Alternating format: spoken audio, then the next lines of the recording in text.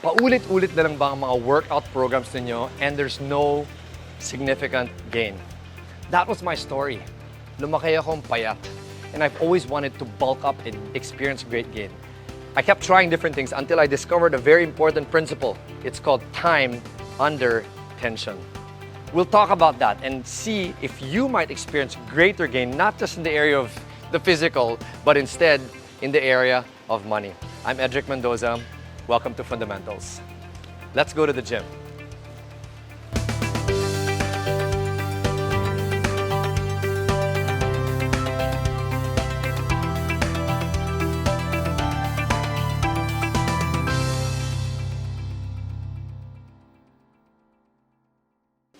All right, so how do we experience greater gains? Ano ba ibig sabihin ng time under tension? I want to talk about 3 tools that will help us experience greater gains. Not so much in the physical, but really in the area of money. So ano yung una? The first set of tools are called tools that protect. Ano ibig sabihin yan? In the area of fitness, as we know, when you go to the gym, you want to work out, kailangan protected ka, no? So we have things like this. Gloves to protect your hands. Or in the case of your feet, you want to have proper footwear so that you have the right cushioning, you can remain stable and comfortable even as you work out and experience greater gains for your body. In the area of money, what are the tools that protect? It's so important if we want to experience greater gains in the area of money that we have things like life insurance if you are the breadwinner. Bakit? If you're the breadwinner, as we've seen even through the pandemic, when you lose your life, so we've known of fathers who have lost their life and they do not have life insurance, they're not able to then cover the needs, all the gains are gone. For us, whether you're a breadwinner or not, you have sufficient medical coverage. So HMOs, for example, that's so important so that you are protected. Pag nagkasakit, meron kang pagkukunan, you have some money to draw from and you're not caught off guard losing all the games. So once again, what is the first set of tools that will help us? These are tools that protect.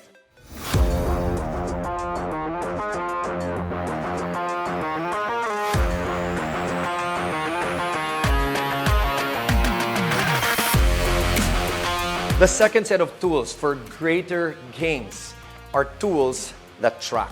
Ano ibig sabihin yan? So, in physical fitness, it's so important na hindi pwede yung feel ko lang, ito yung okay sa akin. You need to have tools that have measures, like this.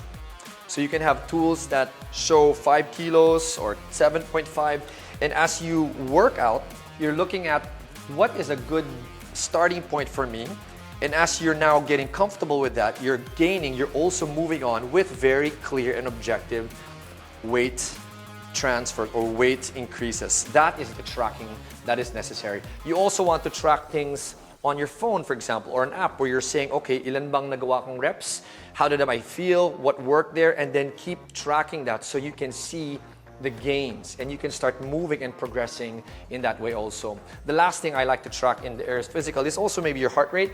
So I have a monitor here that tells me how's my heart as I'm working out, and I need to see at what rate am I feeling comfortable or parang ubos na ako, or actually sometimes hinihimatay. That's not good, right? So use that to be able to track and experience great gains in the physical space. Now in money, let's talk money more importantly.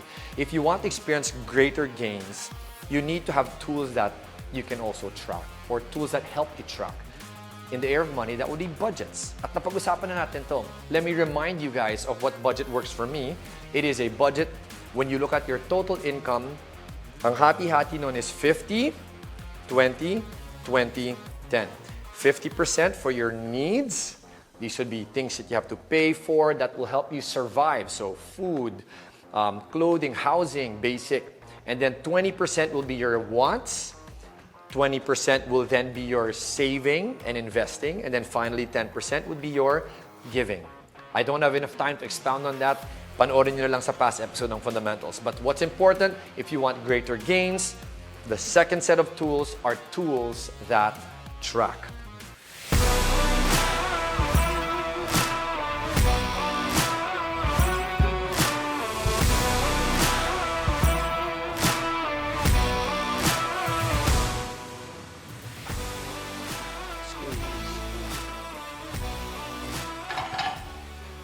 So, whew, tatlong tools to help us experience greater gains in the area of money specifically.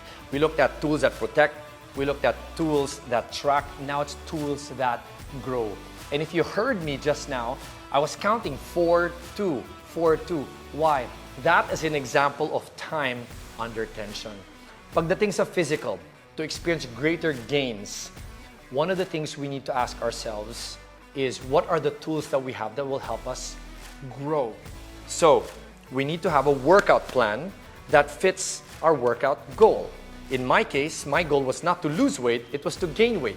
So sabi ko nga, I discovered, instead of doing short, low reps with high weight, which was not working for me, I saw the principle of time under tension, which means it's not high heavy weights, it's actually medium or low weights, but you do lots of reps with slow movements. 4 count down and then 2 counts to strain.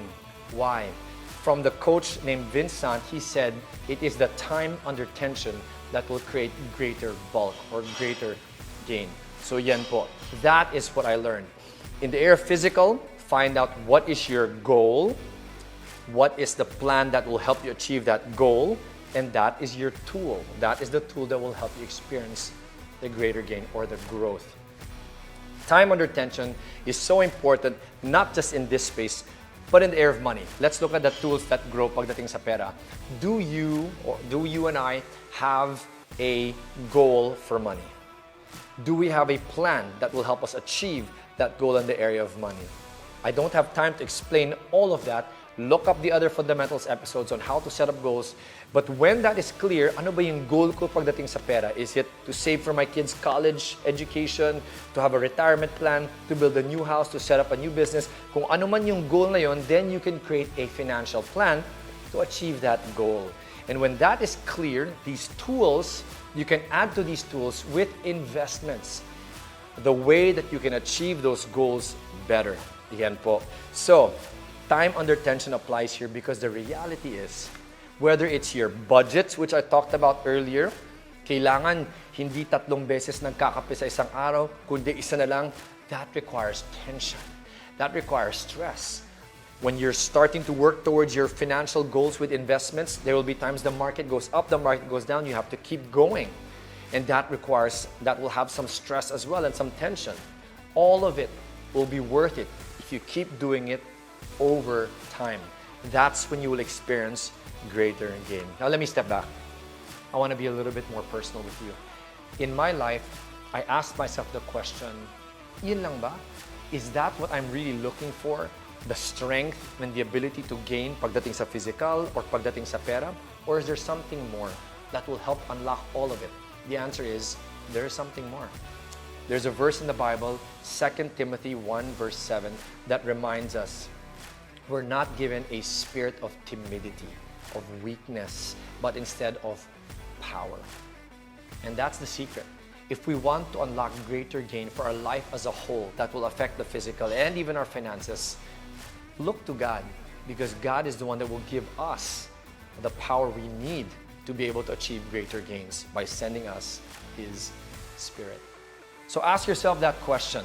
Do you have the true source of the strength and the power that will allow you to experience great gain in your life? In the area of the physical, in the area of the financial. If you haven't, now's the time to do so. Experience greater gains.